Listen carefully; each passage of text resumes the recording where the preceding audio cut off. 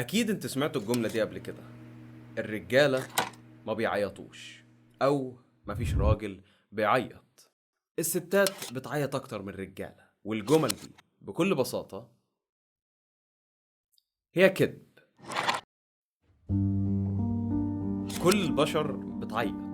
في الحقيقه هي واحده من الحاجات اللي بتميزنا كبشر عن الكائنات الحيه اللي عايشين معانا على الكوكب ده.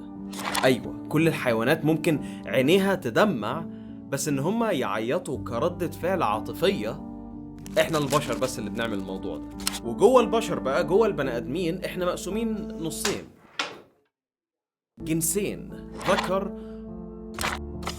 وانثى. والتركيز بتاع الفيديو ده هيكون متمحور حوالين العالم العربي. ليه هو يعتبر شيء عادي ومتقبل للنساء ان هما يعيطوا او يعبروا عن مشاعرهم، ولكن لو راجل عيط، اخر مرة عيطت فيها امتى؟ هنا لازم نقف وقفة، عشان زي ما احنا لسه قايلين مفيش رجالة بتعيط.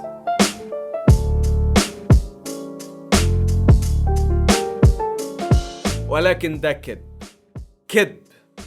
ايوه الرجاله بتعيط، وكلنا عارفين ان الرجاله بتعيط، وكل الرجاله اللي بيتفرجوا على الفيديو ده عيطوا قبل كده. الفكره هي في امتى مسموح ليك كراجل انك تعيط، وهل ده شيء صحي ولا لا.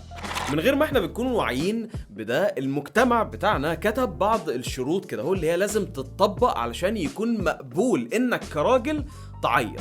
حصل حاله وفاه، ماشي، ممكن تنزل دمعة عادي. خلفت وبقيت اب، ماشي، مفيش مشكلة. هتسافر وهتسيب اهلك وانت مش عارف هتشوفهم تاني امتى، معاك بس 5 دقايق وانت في المطار بتسلم عليهم، بس دي الفترة بس اللي مسموحة. واغلبية الرجالة من جواهم عارفين ان اجتماعيا متقبل ان هم يعيطوا في الظروف دي، بس برضه بيكونوا متحفظين، بيخبوا عينيهم، بينكروا ان الموضوع ده بيحصل اساسا، كله حفاظا على الجملة دي ان مفيش رجالة بتعيط. بس في اوقات الرجالة بتكون عاوزة تعيط، بس مش متقبل ان انت تعيط فيه. صاحبتك سابتك، جبت درجة وحشة في الامتحانات، اتفرجت على فيلم واتأثرت بالفيلم ده، كده احنا دخلنا على المناطق اللي مش مسموح فيها تماما ان انت تعيط. والجزء ده بقى اللي ممكن يقربنا للموضوع اللي وارد يكون خطر حبتين، لان في الوقت ده لو انت عيطت الكل هيقول عليك ان انت مش راجل. وقررت ادخل في النقاش ده مع الاستاذ محمد شعراوي. على الانترنت عامه هتلاقي فيه شخصيات كتيره بتحاول تبيع لك فكره الرجوله بشكل غريب، ولكن بصراحه ايوه ربما انا متفقش مع كل حاجه شعراوي بيقولها، ولكن انا شايف ان هو مثال جيد، اخ كبير كده للشباب بتوع الانترنت، بيتكلم على حاجات تخص الرجال. واهم حاجه لو انت شفت اي فيديو لشعراوي بتحس ان هو فعلا صريح في الكلام اللي هو بيقول. وكمان لازم اعترف الصوره بتاعته كرجل، يعني عنده مان باج، بيلبس خواتم كول، بيلبس نظارة شمس اندور وشكله جامد دقن كاملة بيرفكت ما فيهاش غلطة ما شاء الله. وبدون اي مبالغة قبل ما نبدأ تصوير او اسأله اي حاجة، ده حصل. رائع. انت متخيلش اللي انت عملته ده خدم القصه اللي انا بحاول احكيها قد ايه. اخر مرة عيطت فيها امتى؟ بحبش الأحزان، بس لما جدتي ماتت. وممكن اسأل كان من قد ايه؟ حوالي مثلا يا نهار أبيض أنا ناسي خالص. 6 شهور من الصيف. في الصيف. اوكي. هسألك سؤال وجاوب بصراحة، كل صراحة دلوقتي، ماشي؟ هل شيء عادي ان الراجل يعيط؟ طبعا. بصوا انا مش هخبي الموضوع كتير، لان فعلا انا اؤمن ان ده شيء عادي ان انت تعيط، وانا ما بخجلش من الموضوع. ايوه ده مش معناه ان انا يعني ممكن اعيط قدام حد معرفوش، بس لو انا حواليا ناس انا مستريح معاهم وفي حاجه تدعو للبكاء، انا مش هكتف نفسي، اديها يا معلم شر. لمده طويله من حياتي انا كنت واخد بالي من الموضوع ده، تقريبا من اولى ثانوي لثالثه جامعه، يعني 6 سنين من حياتي. انا لاحظت ان انا ما بعيطش تماما، يعني مش فاكر خالص ان في الفتره دي انا حتى دمعت، وانا كنت فاكر ان ده شيء عادي. فواحده واحده بقى بعد كده بدات اخلي بالي من الموضوع، ولما كنت احس ان انا عايز اعيط لسبب كنت بتاكد ان انا يعني ايه احط لنفسي تحدي، ان خلاص انا ما دام عايز اعيط دلوقتي هعيط، بس دي هتكون المره الوحيده اللي انا اعيط فيها في السنه دي، مش هعيط تاني طول السنه. وفعلا كانت بتعدي بعد كده ممكن مره واحده بس في السنه اعيط، او ممكن تعدي سنه وما اعيطش خالص. ده مش معناه ان انا ما عنديش مشاعر بقى وقلب ميت، لا، بس انا كنت بشكل مستمر بحاول امنع نفسي من العياط. كنت بسكت الصوت اللي موجود في دماغي اللي بيقول لي عيط، لحد ما انكسرت. وبصراحه الموضوع كان ببساطه اني اتفرجت على فيلم والفيلم خلاني اعيط. Touch my friends again and I'll blind you. وبعد ما خلصت الفيلم حسيت براحة غريبة، ومن هنا أنا قررت إن أنا مش همسك نفسي تاني.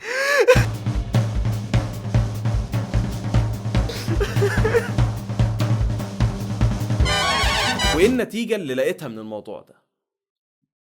استريحت نفسيا، بس برضو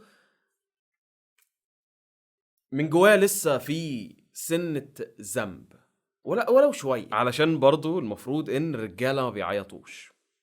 طب هو الموضوع ده بدأ منين؟ مين هم الناس اللي حطوا القواعد دي، القواعد بتاعت الرجولة؟ بصراحة أنا شايف إن جزء كبير منها مربوط بالثقافة وبالمنطقة، وركزوا معايا هنا أبوس إيديكم. أنا متأكد إن في كام حاجة من اللي أنا هقولها دلوقتي ممكن تتفهم غلط، فلو سمحتوا ركزوا معايا. في تعريف كبير عام للرجولة، وده أظن كلنا نقدر نتفق عليه. الراجل هو الشخص اللي الراجل هو الشخص اللي بيهتم ببيته وبعيلته، هو الشخص اللي بيفكر وبيعتمد عليه، هو الشخص اللي ما عندوش مشكلة انه يضحي مقابل السلام في المستقبل، انه يكون مثل اعلى لعيلته وللناس اللي حواليه. ده كلام زي الفل، ودي هي الحاجات اللي انا شايفها بتخلي الراجل راجل.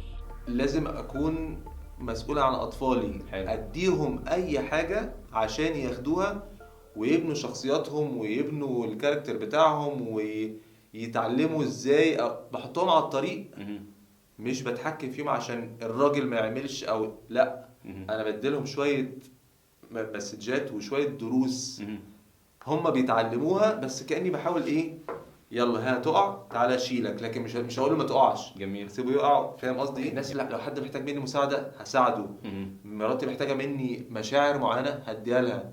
في بقى حاجات جانبيه، فروع تانية كده انا شايفها بتعتمد على الثقافه اكتر. فلنقل يعني بيربط شعره، بيلبس حلق، بيحط كحل، بيمضغ لبان، بيتكلم كتير، عدى سن ال30 ولسه ما اتجوزش.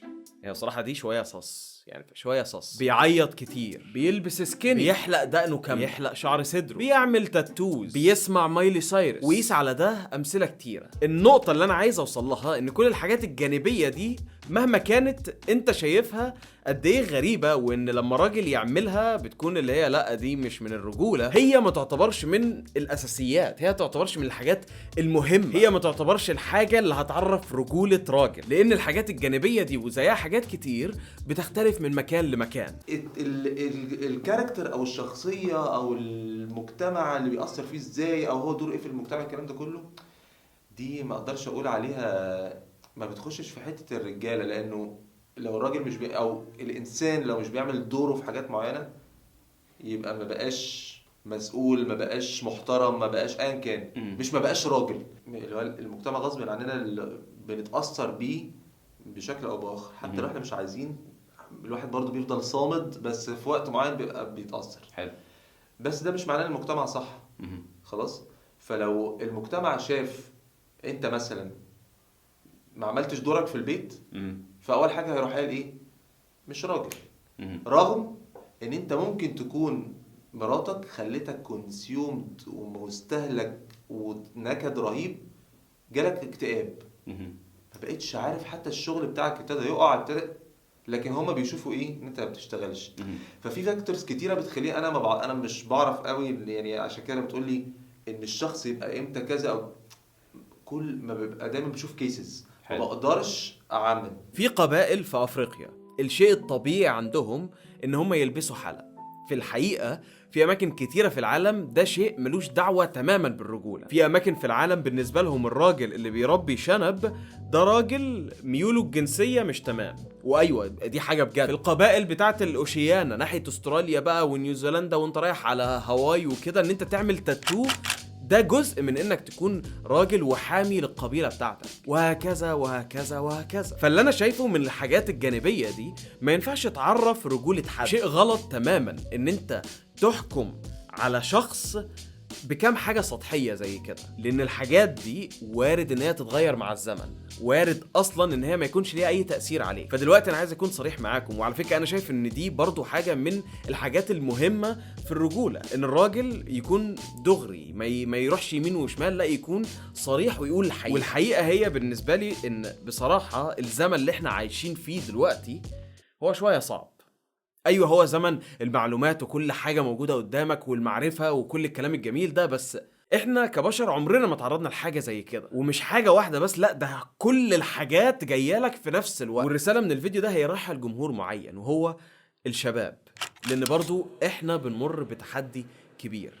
انا اتفهم لو انت حاسس بالضغط مؤخرا، انا فاهم لو انت حاسس ان صوتك ما بيتسمعش، انا فاهم ده وحاسس ده، انا فاهم ان انت ممكن تحس انك بتتهاجم دلوقتي. ولكن اكبر غلط انت ممكن تعمله هو انك تقع جوه الفخ وتحارب بس علشان الحرب، تحارب حاجة هي مش موجودة اساسا، وده هيخلي حياتك سلبية زيادة على الفاضي. الغلط من وجهة نظري هو انك تربط نفسك بصورة مش بتعبر عنك، بس انت هتربط نفسك بالصورة دي عشان هي الحاجة المتقبلة والمتوقعة من المجتمع اللي انت عايش فيه. وده يرجعنا لنفس السؤال، ليه الرجالة ما ينفعش يعيطوا؟ تمام، هو مبدئيا بيولوجيا هم بيعيطوا عادي، يعني ده شيء طبيعي وفي سبب لده. السبب اللي احنا بنعيط علشان اهلا. ما اظنش ان بطول السنين دي على الانترنت عمرنا ما كنا قريبين كده، اهلا. المهم في حاجه موجوده هنا اسمها لاكريمال جلاند. دي بتنتج دموع 24 ساعه، دايما عماله بتنتج دموع، وبتنتج السائل ده اللي هو بينزل على العينين علشان يرطبها. انت دايما عينيك مبلول، والميه دي بعد ما بتترطب بتنزل في حته موجوده هنا، المصرف بتاعها ناحيه المناخير. وعلشان كميه السائل اللي بيتم انتاجها دي بتبقى كميات صغيره نسبيا، فاحنا بناخدش بالنا منها. الحاجه الغريبه بقى في الموضوع ان الغده اللي موجوده هنا دي هي مربوطة بالمشاعر بتاعتنا. لما بنحس بحاجة معينة زي السعادة، الوحدة، الحزن، الحماس، الغدة دي بتتفاعل مع الحاجة اللي احنا بنحسها، بيتم إفراز سوائل زيادة.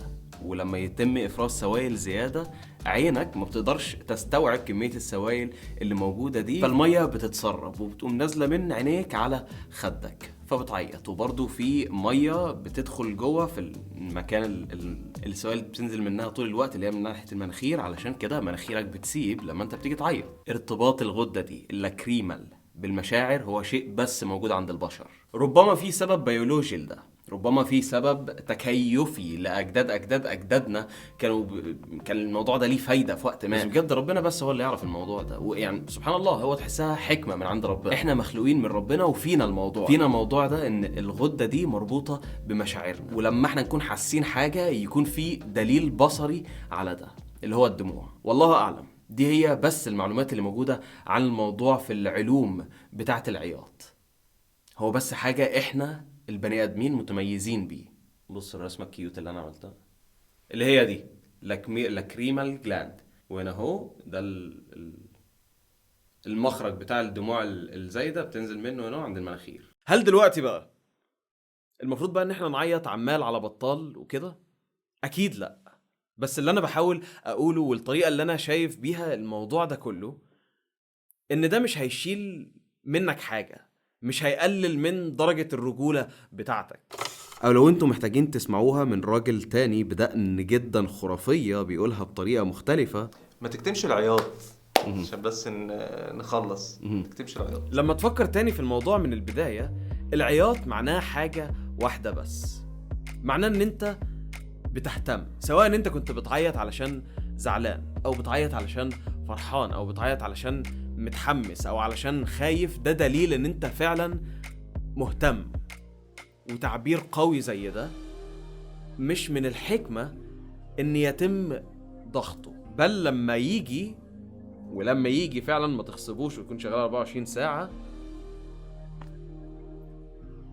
عامله كشيء طبيعي. شكرا اعزائي المشاهدين على متابعتكم. انا محمود اسماعيل واشوفكم ان شاء الله في الفيديو الجاي. سلام.